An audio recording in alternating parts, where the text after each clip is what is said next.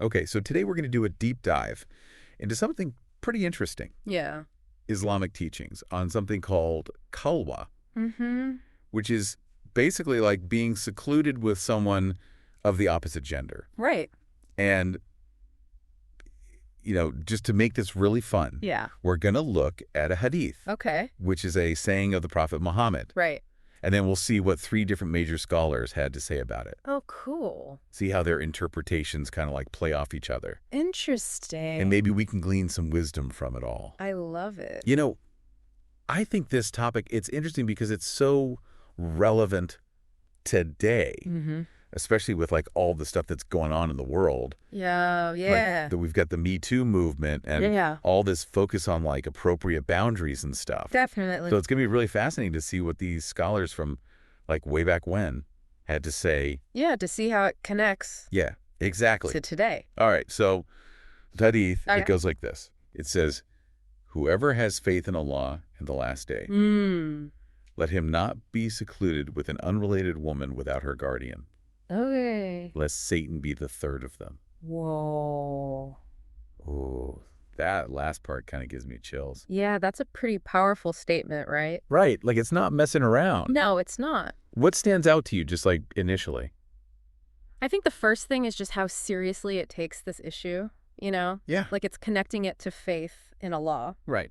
and belief in the last day. Yeah. It's not just like a social custom or something. It's like a matter of spiritual consequence. Yeah, and that image of Satan like just lurking there as the third presence Right. is pretty intense. It's like a warning sign for sure. So this idea of khalwah, Yeah. which is basically like seclusion, you said. Right. Like being alone with someone of the opposite gender Right.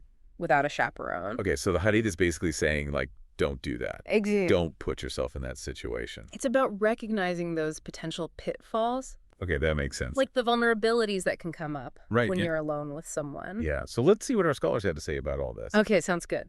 We'll start with Ibn Taymiyyah. All right. What was his take? Well, Ibn Taymiyyah, Mm-hmm. he was known for being pretty straightforward. Okay. Like no nonsense when it came to Islamic law. Right. So he saw this hadith as like a clear directive Okay. for protecting faith and morality. Like Yeah. he said, avoiding khalwah Right. is the best way to avoid sin. So it's not about assuming everyone's going to do something wrong, Right. but more about recognizing the temptation exists Exactly. and that we should just try to stay away from it. Yeah, like why even put yourself in that situation? But wouldn't that make it hard to like interact with people of the opposite gender? That's a good question. Like, wouldn't it be super restrictive? Well, Ibn Taymiyyah didn't see it that way. Oh, really? He thought it was more about setting healthy boundaries. Okay. You can still have interactions, Right. but within a framework that protects everyone. So like finding that balance. Exactly. Gotcha. Okay. Okay, so now on to Ibn al-Qayyim.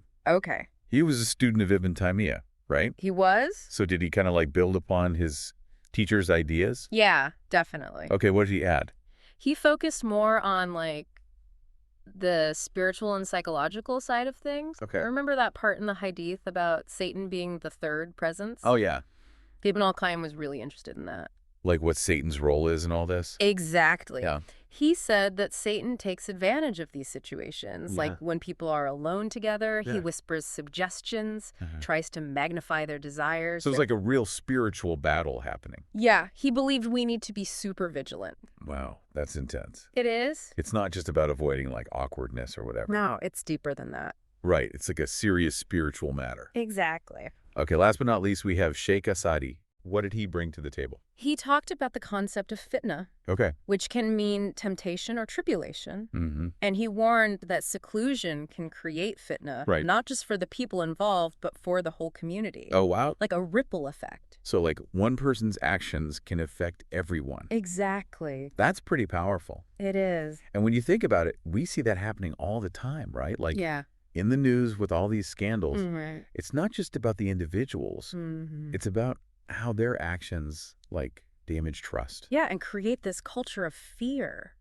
So Sheikh Asadi was Yeah. really concerned about that. He was. Okay, so we've got these 3 scholars, Right. and they all have different perspectives. They do. But it seems like there's this common thread, Definitely. this idea that avoiding seclusion is about protecting ourselves, Yes. and protecting our communities From harm. from harm, Yeah. spiritual and social harm. Exactly. It's about knowing ourselves, knowing our weaknesses. And setting boundaries to keep everyone safe.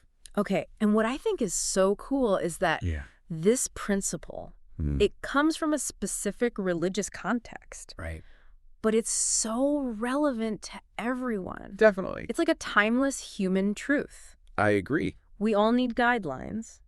We all need to be self-aware, Right. and we all need to act responsibly. Absolutely. So yeah, this hadith and these interpretations, they give us a lot to think about. For sure. And I think this is something we could talk about for hours. Yeah, definitely. But for now, I hope this deep dive has given you some food for thought. Some good food for thought. Yeah, and maybe a new perspective I hope so. on how ancient wisdom can still be so relevant today. Absolutely. Awesome. Yeah, that was great. Thanks for joining me. Thanks for having me. And until next time, keep thinking, keep learning. Keep diving deep. Bye. Bye.